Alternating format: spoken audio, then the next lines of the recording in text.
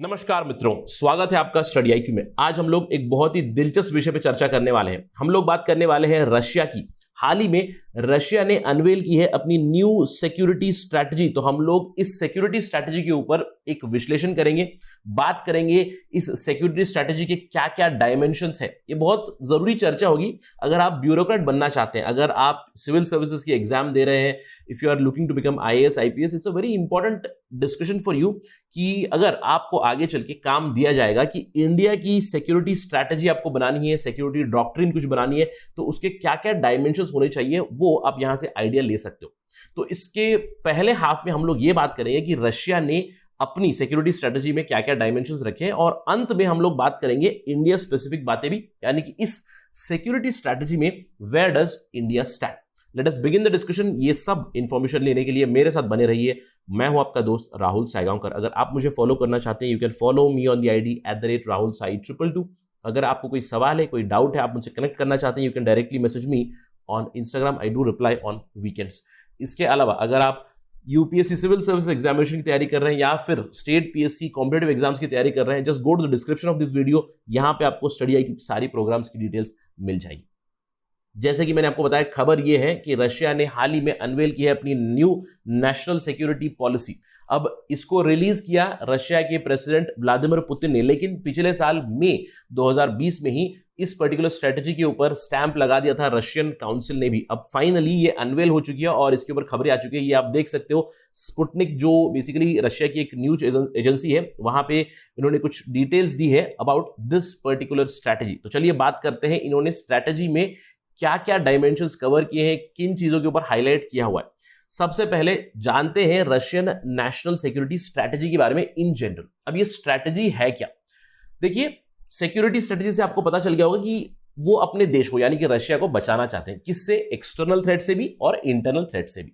लेकिन यहां पे आपको ध्यान देने वाली चीज ये है कि ये केवल स्टेट स्पेसिफिक डिस्कशन नहीं है, यानी कि इनकी जो स्ट्रेटेजी है, external security perspective, internal security perspective, not oriented only to the state. Obviously state security के बारे में तो बात करेंगे ही, लेकिन स्टेट के अलावा सोसाइटी की सिक्योरिटी के बारे में बात करते हैं, सिटीजन्स की सिक्योरिटी के बारे में बात करते हैं, which is a very very important pointer. ऐसा पहला डॉक्यूमेंट बना था रशिया का 1997 में, और तब से लेकर इसको धीरे धीरे अपडेट किया जा रहा है। लास्ट इसको अपडेट किया गया 2015 में, तभी व्लादिमीर पुतिन ने इसे रिलीज किया था, और अभी 6 साल बाद 2021 में फिर से ये अपडेटेड न्यू सिक्योरिटी स्ट्रैटेजी आई है। तो चलिए देखते हैं इसके डिफरेंट पैराडाइम्स। पहला जो एस्पेक्ट है वो है इकोनॉमिक एस्पेक्ट और इकोनॉमिक थ्रेट। अब रशिया इस चीज को हाईलाइट कर चुका है डॉक्यूमेंट में कि उनकी इकोनॉमिक सिक्योरिटी के ऊपर थ्रेट है, क्योंकि they rely too much on the west in terms of export and import.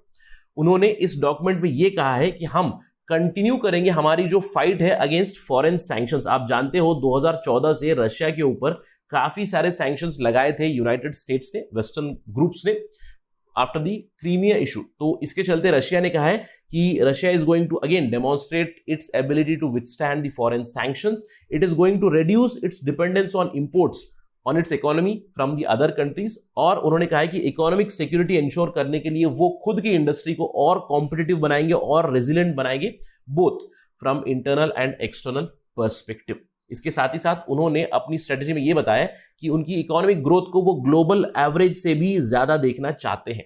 Right, तो this is from the economic perspective. अब ये कैसे ये लोग अचीव करने वाले हैं, अगर मैं कहूं इस पर्टिकुलर स्ट्रेटेजी से एक बहुत ही इंपॉर्टेंट पॉइंटर क्या निकलता है, इसमें उन्होंने क्लियरली दर्शाया कि हम अपनी डिपेंडेंस जो यूनाइटेड स्टेट्स डॉलर है उससे कम करने वाले हैं। इस स्ट्रेटेजी ने बताया है कि we need to reduce the use of US dollars. Basically Russia foreign trade में जो डॉलर इस्तेमाल होता है उसको कम करना है, तभी जाकर हम लोग इकोनॉमिक सिक्योरिटी पा सकते हैं। अब इससे हम लोग एक क्या अंदेशा लगा सकते हैं कि there is going to be more rift between US and Russia going into future. In fact कुछ महीनों पहले हम लोगों ने स्टडी की भी ये भी चर्चा की थी regarding Russia's reduction in terms of their investment in dollar. जो सॉवरेन फंड है यूएस में, वहां पे उन्होंने रिडक्शन किया था, तो इसके ऊपर कवरेज किया था स्टडी आईक्यू पे। तो it is going to create more and more between the west and the Russian bloc for sure. इसके अलावा इस पर्टिकुलर स्ट्रेटेजी में नेटो के थ्रेट के बारे में बात की गई है। उन्होंने कहा है कि नेटो की तरफ से इंक्रीजिंग सिक्योरिटी रिस्क जरूर है रशिया को, और they have even spoken about the possibility of use of nuclear weapons if there is a war और ड्यूरिंग वॉर टाइम।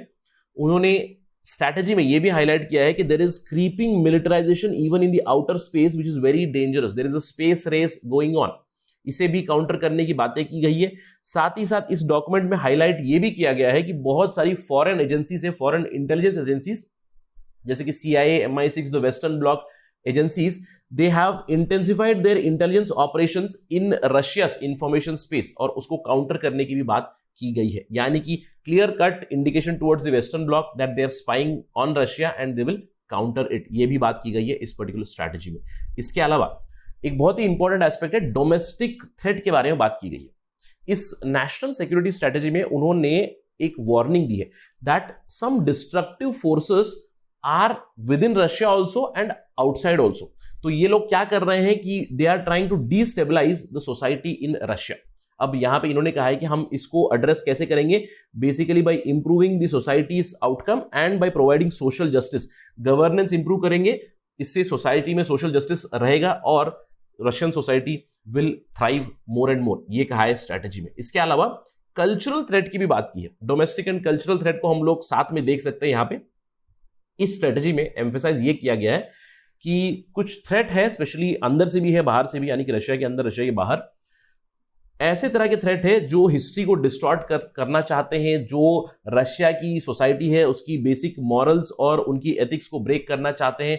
तो इसे बचाने के लिए रशिया ने कहा है कि they are going to inculcate Russian values, so the other people are trying to force their values on Russian society which will be stopped by protecting the national spiritual and moral values, by protecting their history and by protecting their cultural and historical values basically। तो इससे काफी important idea पता चलती है यहाँ पे कि Russia it gives a lot of importance to its domestic and cultural, I would say, milieu, right? तो सोसाइटी को ये बचाना चाहते हैं, उनकी वैल्यूज और उनके एथिक्स को वो लोग बचाना चाहते हैं।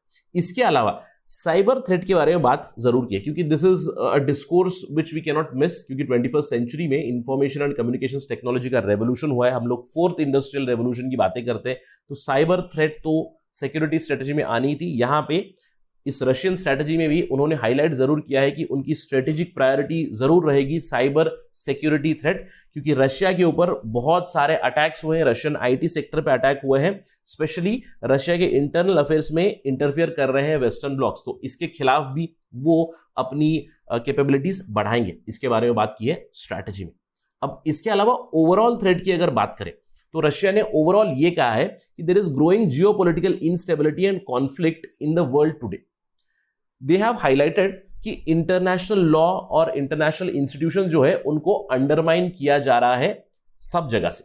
पिछले कई सालों से international law has been rather ineffective. और यहां पे इन्होंने वैसे यूएसए का नाम नहीं लिया, लेकिन उन्होंने ये जरूर बताया कि some countries are hoping to dictate their own rules, they use unfair means of competition, they apply unilateral sanctions and they openly interfere in the internal matters of the others, although no country was mentioned, but security strategy ये जरूर कहती है कि कुछ country से जो dictate करना चाहती है एट दी वर्ल्ड लेवल। तो इस कंडीशन में ये डॉक्यूमेंट हाईलाइट करता है कि उनकी जो भी वो लोग मींस यूज करेंगे, सिमेट्रिक हो या एसिमेट्रिक हो। हम लोग इसकी ओर बात कर चुके हैं। सिमेट्रिक मतलब बेसिकली कंट्री टू कंट्री या फिर आर्मी टू आर्मी।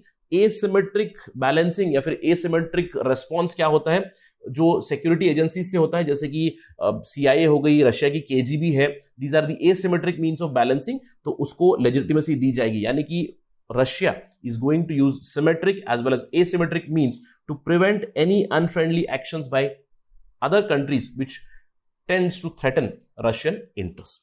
तो क्वाइट क्लियर, हम लोगों ने बहुत सारे डायमेंशंस यहां पे डिस्कस किए। Let us and the discussion by looking at their new priorities. उनके न्यू प्रायोरिटीज में रशियन नेशनल सिक्योरिटी स्ट्रेटेजी एक बड़ी अच्छी चीज हाईलाइट करता है, यानी कि वो लोग इस सिक्योरिटी स्ट्रेटेजी के थ्रू यूएसए को तो ऑलरेडी दूर कर ही चुके हैं। That means USA is already away.